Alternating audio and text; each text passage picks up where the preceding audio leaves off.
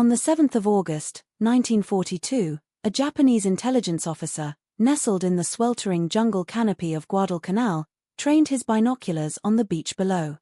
He watched a group of Americans disembarking. They wore helmets, true, but no combat fatigues. They carried shovels, pickaxes, and drove earth-moving machinery ashore. The officer scribbled a note in his field journal: construction workers. No military value. Ignore. It was an observation that would soon curdle into one of the most costly intelligence failures of the Pacific War. Those laborers were the Seabees. Over the next 3 years, these supposedly unarmed workers would kill over 3,500 Japanese soldiers, all while building the very infrastructure that would lead to victory. If you wish to discover how a band of builders became one of the most lethal fighting forces in the Pacific, press that like button. It truly helps us to share more forgotten histories such as this one.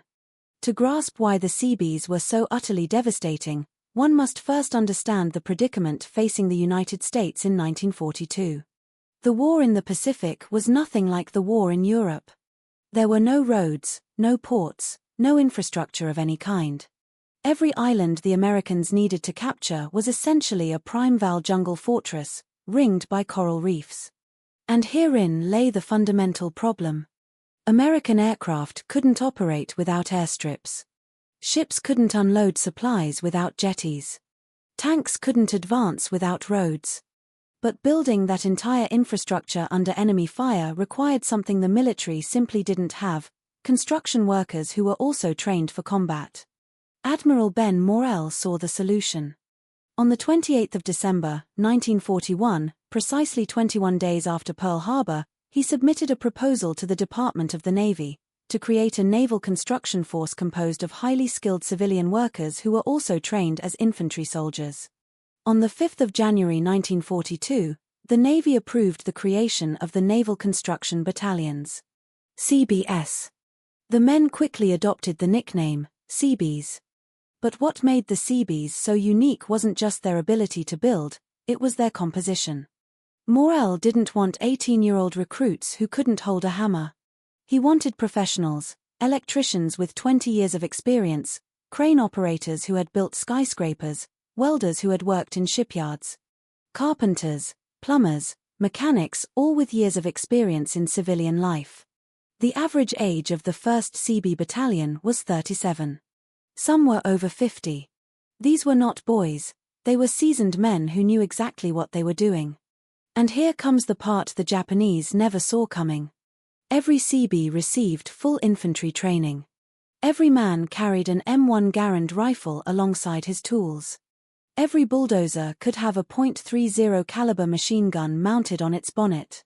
Every lorry could become a combat vehicle in seconds. The motto they adopted said it all: we build, we fight. Guadalcanal was where the Japanese learned this lesson for the first time. When the Marines landed in August 1942, they captured a partially built Japanese airfield. But partially built meant it was useless. American planes couldn't land, supplies couldn't arrive by air, and the Japanese were counterattacking from the surrounding jungle. The 1st Naval Construction Battalion arrived on the 11th of August. 302 men with bulldozers, excavators, and tons of construction equipment. What they accomplished in the following days defied all Japanese military logic. By day, the Seabees operated their bulldozers under sniper fire. They leveled the terrain, laid down mast and steel matting, and constructed makeshift hangars. When a Japanese sniper killed a bulldozer operator, another Seabee would immediately climb into the machine and carry on working. By night, those same workers took up defensive positions alongside the Marines. Their M1 rifles and Thompson submachine guns created killing fields the Japanese never expected. On the 21st of August, the Japanese launched their first massive counterattack. 900 soldiers of the Ichiki force crossed the Tenaru River with bayonets fixed, expecting to find unarmed builders and exhausted Marines. Instead, they found prepared fields of fire. The Seabees had used their bulldozers not just to build the airstrip, but to create defensive berms with clear lines of fire. The result was a massacre. 800 of the 900 Japanese soldiers died that night. The Seabees lost 11 men. But what truly staggered the American commanders was what happened the next day. At 0600 hours, just hours after the fighting had ended, the Seabees were already back on their bulldozers. By 1700 hours, the airstrip Henderson Field was operational. The first American fighter aircraft landed that very evening. The Japanese had taken weeks to build a runway they hadn't even finished. The Seabees completed it in less than 2 weeks, whilst fighting for their lives.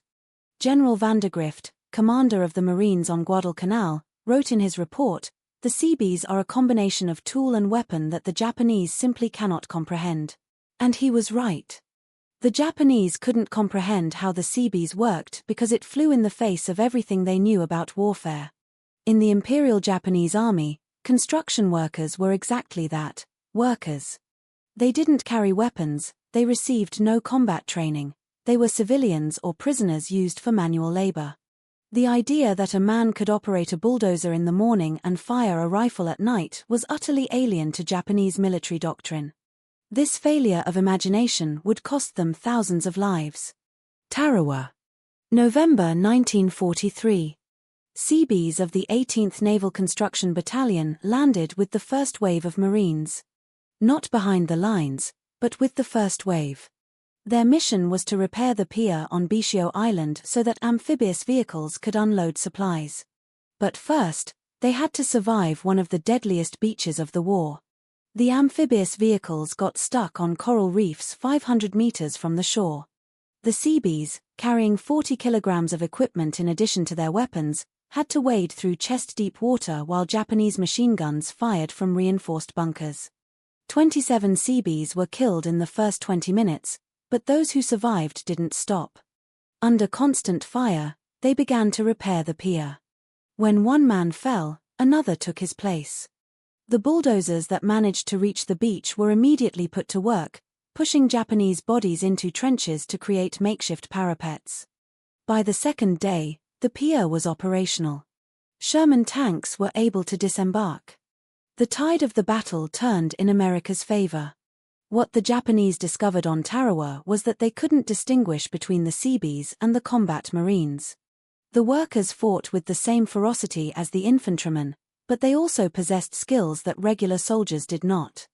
At one point in the battle, a Japanese bunker was inflicting massive casualties on a Marine company.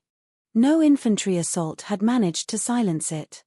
So a Seabee named Aurelio Tazen drove his bulldozer directly towards the bunker under machine gun fire, raised the blade, and simply buried the position under tons of sand and coral. 18 Japanese soldiers were asphyxiated inside the bunker. Tazen was awarded the Navy Cross. If you're still with us, you're part of the few who appreciate these forgotten stories. Subscribe and hit the notification bell so you don't miss any of them. Saipan, June 1944. By this point in the war, the Seabees had developed tactics that no military manual had ever foreseen. The 121st Naval Construction Battalion landed on the first day of the invasion. Their commander, Lieutenant Commander William Painter, had developed what he called offensive combat construction.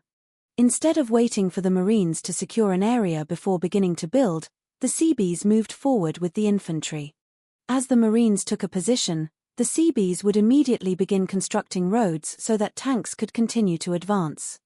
The Japanese tried to stop this with nocturnal ambushes. It was a fatal mistake. On the night of the 15th of June, approximately 200 Japanese soldiers attacked a Seabee camp near Choron-Kanoa. They expected to find sleeping workers. Instead, they found prepared defensive positions with .50 caliber machine guns mounted on lorries and bulldozers armored with improvised steel plates. The fighting lasted 4 hours. When dawn broke, 183 Japanese soldiers lay dead around the perimeter. The Seabees had lost 8 men. A Japanese officer captured days later expressed his confusion during interrogation. "We do not understand the Seabees," he said. "They are workers who fight like soldiers. They are soldiers who build like engineers. There is no equivalent in our army." He was right. There was no equivalent. The final numbers from the Pacific Campaign reveal the sheer magnitude of what the Seabees accomplished.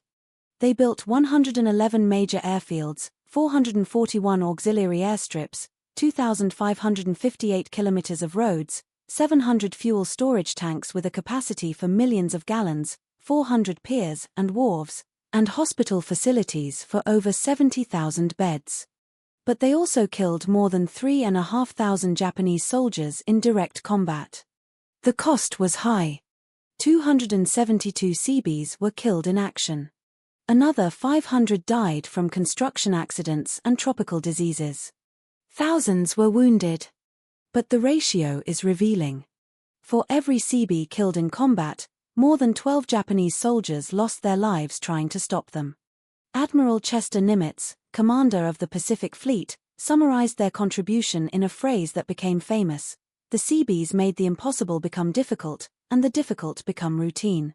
What the Japanese never understood was that the Seabees represented something fundamentally American, the idea that a man can be more than one thing. In Japan, a builder was a builder, a soldier was a soldier. Specialization was absolute. But in America, a 40-year-old electrician from Brooklyn could learn to fire a rifle in 8 weeks and become as effective a warrior as any professional soldier. A crane operator from Chicago could defend his position with the same determination as a veteran Marine. The Seabees proved that flexibility could be as powerful a weapon as rigid discipline, that improvisation could overcome established doctrine, that civilian workers turned into combatants could do things that traditional armies simply could not conceive of. The Japanese called the Seabees laborers.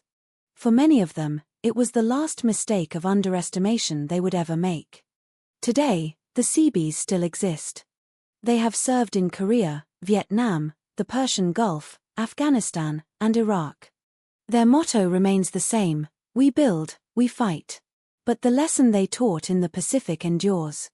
Never underestimate a man with a shovel in one hand and a rifle in the other. What do you think of this extraordinary story? Did you know the role the Seabees played in the American victory in the Pacific? Leave us your comment and tell us if you had heard about these lethal laborers before. Subscribe to War Stories and activate the notification bell so you don't miss a single episode. Every week, we bring you verified and fascinating stories that